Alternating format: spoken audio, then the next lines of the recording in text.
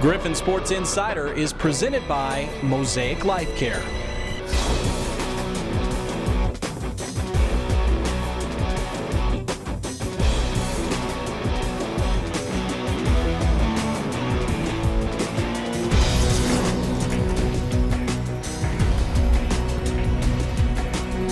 Hello and welcome. Ryan, Brett, GSI, week 2. We're back. What a week we're coming off of. It was a great week 1 in Griffon Nation. It was, and you know what?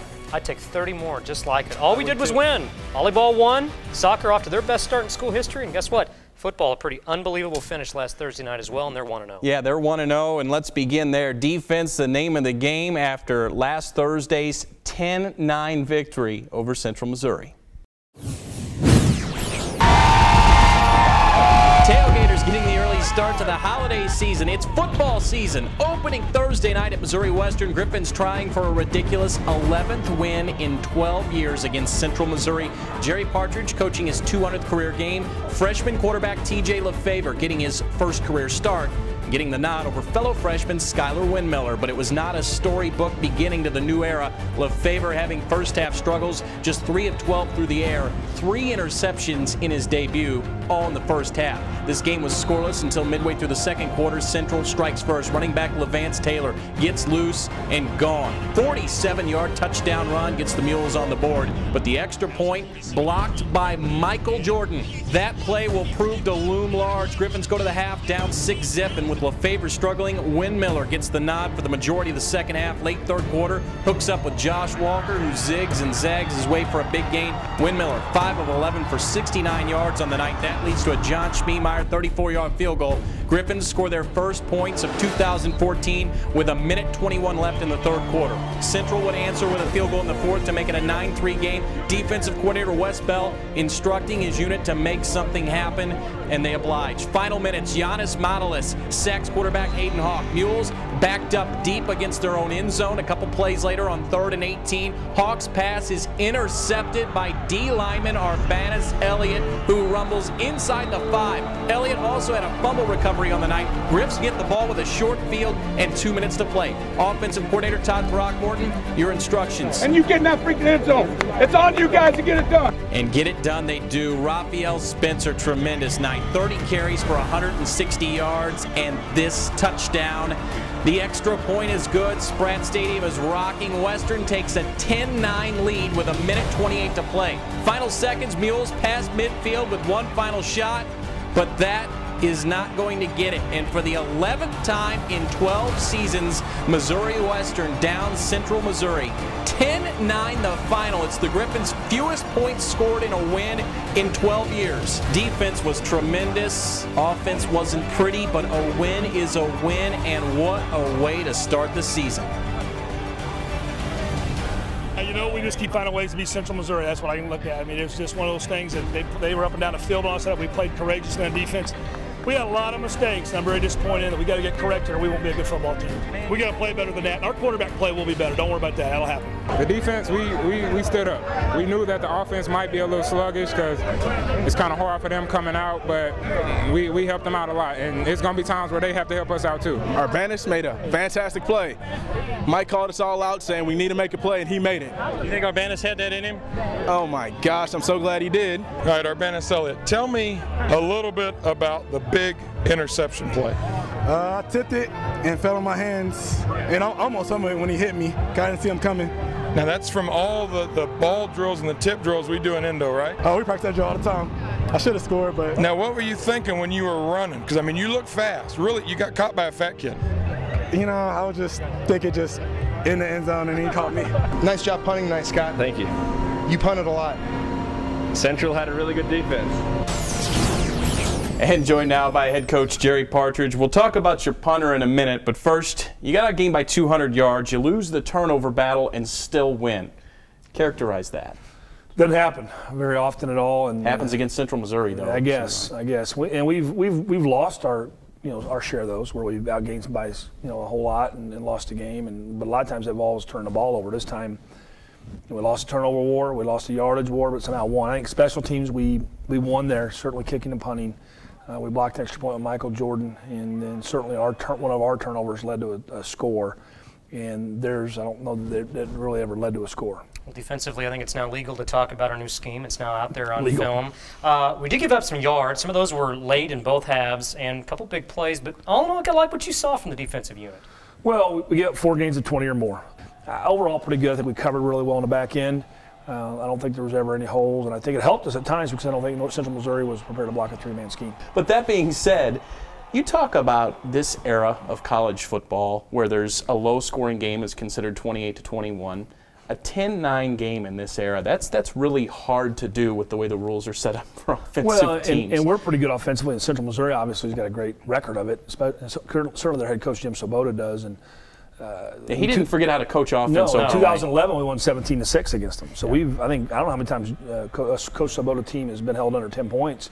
But we've done it twice in a 4-year span. So I don't know. We're very fortunate, but I'm also just because we're lucky to get it, I mean we're going to give it back. We're going to take it. Well, let's talk about where the spotlight was in this game. Talk about your quarterback play. Stat lines, these guys struggled a bit, and these guys did struggle a bit, but not uncommon for some first-year starters you've had.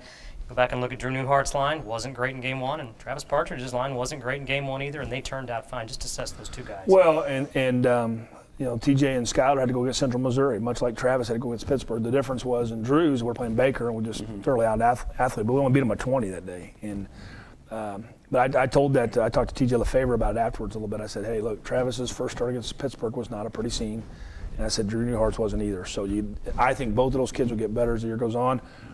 Help to have a guy like Raphael Spencer. How do you keep the psyche of a freshman confident when TJ comes in and he struggles and he throws 3 first-half interceptions, and you've got a freshman quarterback there that can get in your head really quick?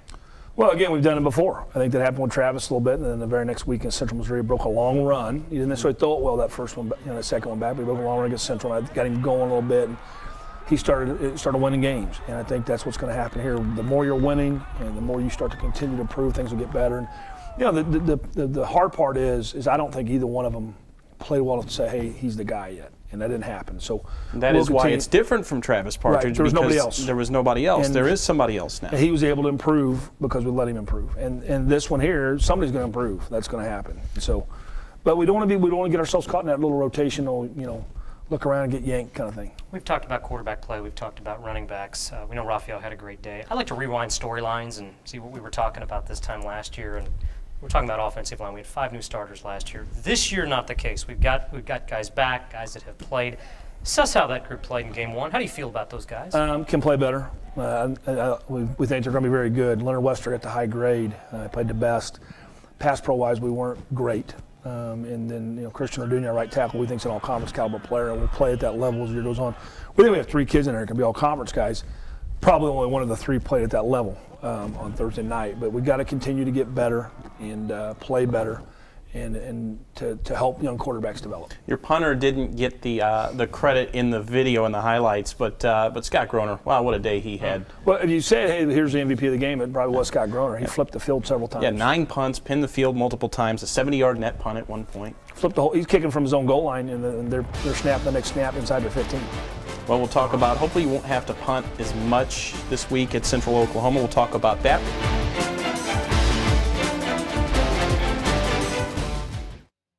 If change never happened, how would life take flight?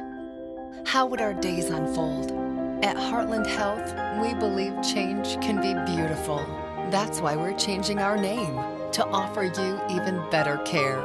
Care that keeps up with the changes in your life and the moments that matter most.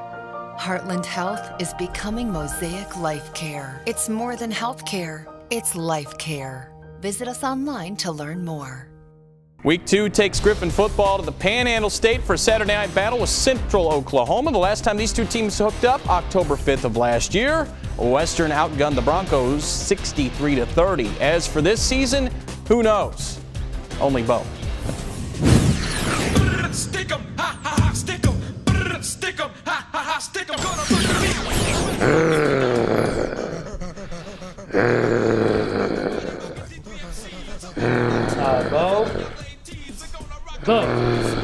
Bo.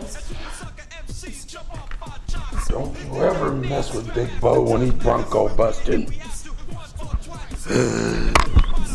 Sorry, Bo, didn't mean to startle you there. I should know better than that. Okay, let's get down to the business at hand. Griffins take to the road this weekend, down to Edmond in central Oklahoma. What's it going to be? We need a prediction. Griffins 85, Broncos -40. Oh, -40, Bo. Don't you think that's a hair outlandish? -40? Griffins defense buck up the Broncos so bad they go backwards all day. You watch tape. You know. Why? For why? What reason? Total pain.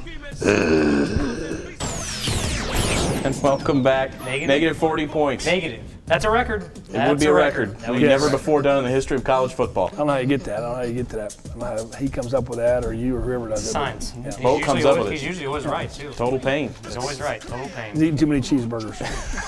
Central Oklahoma 1-0. That's who you're playing this week after a 26-7 road win at Fort Hays State last week, and I think that surprised some folks in this league. And they've got a redshirt freshman quarterback as well, just like the Griffins. Chess Stallard, Offensive Player of the Week for the MIAA. He threw for over 200 yards, ran for over 100 yards, kind of a dual-threat guy, a different guy. This team right now looks a little bit dangerous. They were dangerous last year when you played them. Well, I felt like the last couple of years, the record doesn't indicate how good an offensive club they were. I mean, they've always been able to move the ball. They've had really good football players. Josh Birmingham is one of the very best backs in our conference. I always thought the quarterback threw the ball well. They've had receivers that catch it. Shoot, last year they scored 30 points on us. I mean, they moved the ball really effectively early, had 14 points in the first quarter. Marquez Clark was a very good return man last year. He can catch the ball too. So, offensively, this isn't a change. Defensively, I think they played a lot better. And held only 4 days to 7, and that was a kickoff return. So really, the defense pitched a shutout. So, yeah, the quarterback executed well. He's offensive player of the week in MIAA, and their kicker was special teams player of the week. So we know that it's going to be difficult. I get nervous every time we play Central Oklahoma anyway. So nothing's going to change. Well, they played a redshirt freshman quarterback last week as well. They lose an all-league back in Josh Birmingham. They replaced him with Jake Andera, and he's a guy that had some success against us last year. People say, cliche a little bit, you do your most improvement week 1 to week 2. Just from our standpoint, anything we do differently this week? No, we'll do what we do, but we better improve or we're going to get beat. So we did not play well. I don't want to sugarcoat that. We didn't play as well as we should have played. But we won, and that's the good thing about it. So we got to play better. I think Central Oklahoma will probably play better than they played the week before too. And there's some wrinkles a little bit offensively. They did that were just a little different than the year before, and those are things we're going to get prepared to stop. You were fairly vanilla on play calling, I think, offensively, and that was probably by design last week, which is as you're getting, freshman quarterbacks eased into the game, and you've got Raphael Spencer. Do you open up the playbook as it goes a little bit? I think as we get better, as we block better, as we execute better, you'll see more of our offense. But I think the same thing with the 3-4. I think we're feeling our way through it a little bit. That was a get started kind of game, and again, we're fortunate to win it, and hopefully each week we'll get better and better and better. I would like to think Central Missouri played the worst version of us this season. Who will you start at quarterback Saturday? Don't know yet. That's going to be an in-a-week process to figure out who we're going to do it with. Okay, so by the time this show airs, you might know, but you won't know, and you'll know It's insider, Saturday. though. We might know. Yeah, we might know. The rest of the world insiders, might know. you might know. Well, there's one thing that I know. It's time for everybody's favorite segment. I got a lot of calls. No, it's mine. Telegraphs, letters last week. We're really happy that Easley's Tantalizing Trio is back. You know what? You know who's not really happy about it? Who is Hoops that? by Nick on Twitter. Hoops by Nick doesn't like that? I hate the Tantalizing Trio. Oh, come on. Just hate the fact that he explains it He every actually week. got to ask me the question. Maybe we'll bring him back as a guest. Bring him ask back, me the yeah. questions. Well, you know what, boys? It's fall outside. It felt like fall this weekend. You know what the soup of the day is? Pumpkin fish. Chili. Chili. Isn't Great. this That's just a winner. chilly That's a weather? winner. Well, it is. Soup. You go some places and it's soup of the day. So, here we go. 3 questions. I know we're running out of time here. So, Coach P, let's go there. I hate to go there. Good news, Chiefs. Good news, bad news. Good news is it was only 1 game, or, bad news, 15 more of these to go. Which stance do you take? Second one, 15 more of these to go. Man, only got one way to go, right? Let's hope that's the way. Keep going. Coach P, you're a defensive guy at the end of the day. We haven't played a lot of 10-9 games in our history. In fact, I really had to turn the pages back. As a coach, would you rather win 10-9 or 31-30? I know you're going to say, I just would rather win. 10-9, he says, okay. You don't want to see your offense score. I don't want to give up 30 points. Good point. And finally, and I don't know, I think you pay attention to this.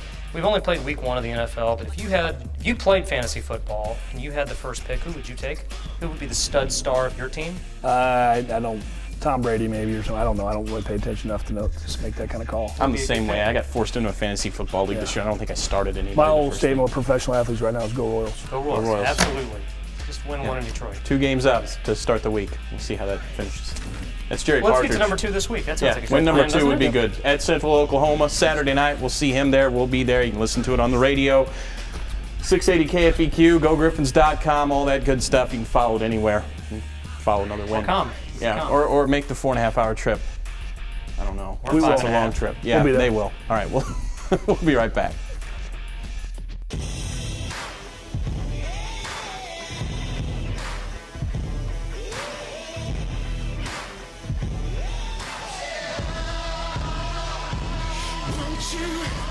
Follow me into the jungle.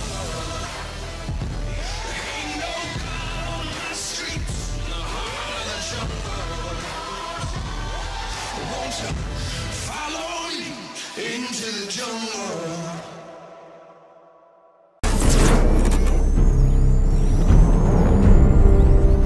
A year ago at this time, Missouri Western Volleyball was staring an 0-4 start in the face. Well, what a difference a year makes. Yeah, it does make a big difference now. The Griffins sit 3-1 in 2014 after taking 3 of 4 in the Rockhurst Classic over the weekend. Marion Carbon's crew pretty much steamrolled the competition. Their only loss coming to a very good Rockhurst team. But Western dropped just 1 set in their 3 victories over Findlay, East Central, Oklahoma, and William Jewell, meaning they won 9 of the 10 sets. How about that? Erica Rottinghouse leads the team so far with 62 kills in 4 matches, and the Griffins are riding a wave of confidence. Talent, too. We're as talented as we think we are, and when we play our best volleyball, we're really, really good. And we've got to clean up some little details. But that's natural this time of the year. If we execute, we're going to be very good. Our defense was phenomenal. I mean, it just transitions to the set, to the hitters. We're pretty good as long as we stay disciplined and execute. We're going to be something to look out for. We don't have just one hitter that'll put the ball down. We've got a bunch of great hitters that will get the job done. We never want to be content with just beating a team in the first set and just kind of hoping that'll carry us to the win of the full match. It's once we kind of like smell blood, we just want to go out and terminate and just put them away.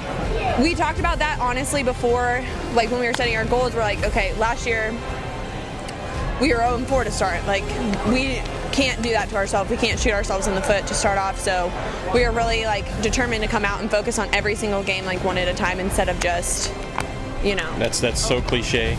Okay, I'm so sorry, but that really is what we said. That's what we say. Now the Griffins return to action this weekend in Sioux Falls, South Dakota with 4 matches in the Sioux Falls Classic. Hey, don't let these selfie faces fool you. Behind these happy smiles lies the heart of a cold, calculating, assaulting, and undefeated Missouri Western soccer team. The Griffins are 2-0 for the first time in school history after 2 victories last weekend in Arkansas. That includes a 1-0 double overtime victory over Harding and a 6-0 blowout of East Central. Western set school records for goals scored, points, assists, and everything else in that victory. 6 different players scored in that game, and at 2-0 on the season, they've now equaled their win total from that entire disastrous, injury-riddled 2013 season. It was definitely very refreshing because we've never had a 2-0 start, let alone win our first game. So that kind of helped us have like a high for the weekend. We just went out strong, and it felt amazing just winning 2 games, let alone scoring almost as many goals as we did last season in the first 2 games. The shots that we did take on goal, we finished our opportunities, which is the difference from last year to this year. So I think just continue to know that the competition's going to improve, and we need to stay at that level and even increase to a higher level with our performances. I mean, we just got to keep coming back and do that next weekend and the weekend after, and just come out ready to go hard and have fun with it. I love the chemistry and the work ethic and so forth, and if we continue to do the right things, things are going to be good going forward.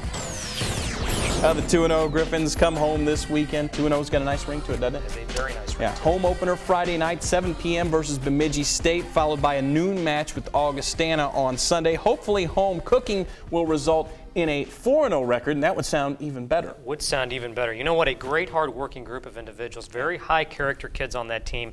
We talk about them coming home this weekend. Well, this past summer, this group helped a St. Joseph family find a home for themselves.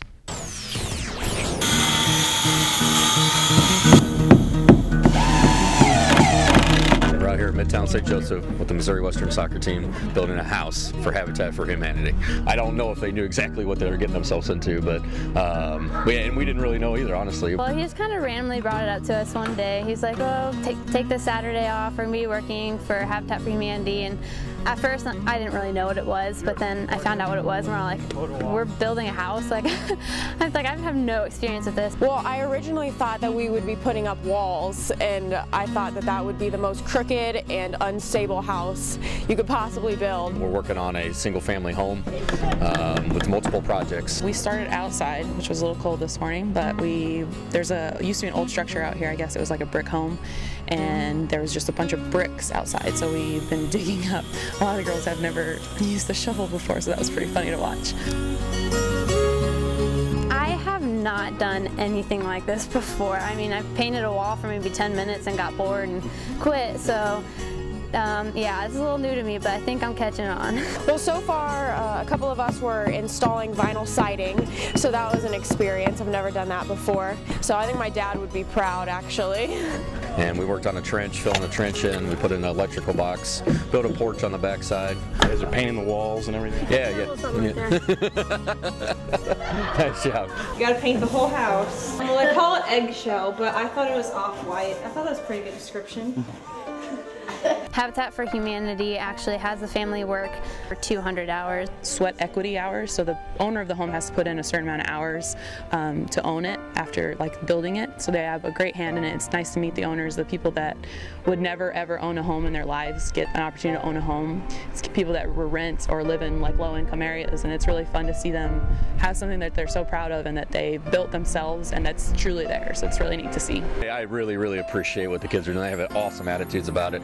You know, we talk about having great attitudes and great energy, and they've had that today, and it's been awesome to see them really working hard for our community. You know, it's what it's all about, giving back to our community and helping this family out that's going to be moving in here in a few months.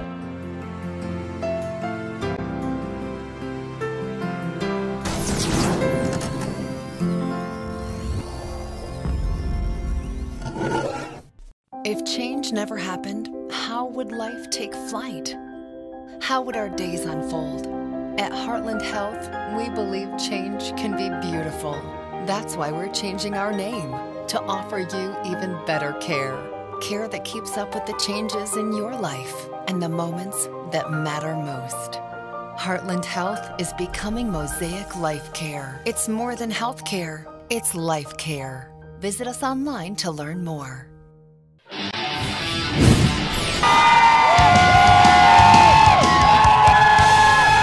The season opening tailgate of the week, and I'm here with my good friend Luke and his posse. Luke, what are you cooking here today? We are cooking pork loin, smoked baked beans, and potato salad.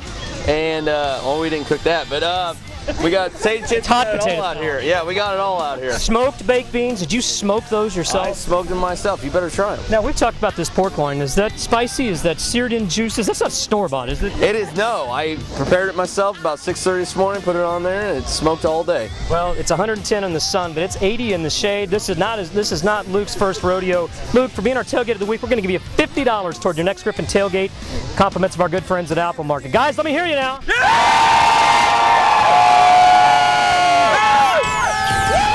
Tailgate of the week, always a fun, festive time you would when you expect pick the that right from the group. home opener, wouldn't you? Yeah. How was the pork? You liked the pork, didn't you? The pork was good. Tasted a Slaw lot like beans. It all tasted a lot like beer. Well, you know what? Beer is an important cooking They ingredient a slathered lot of it the in time, there. don't they? Yeah, absolutely. Well, important events last week, too, for Missouri Western and the United Way for a great cause and a great partnership. It was our second annual Painted Gold United Way Day last Wednesday, and we raised about $2,600. We had about 40 volunteers all told at 6 area locations. That brings the 2-year total to $5,000.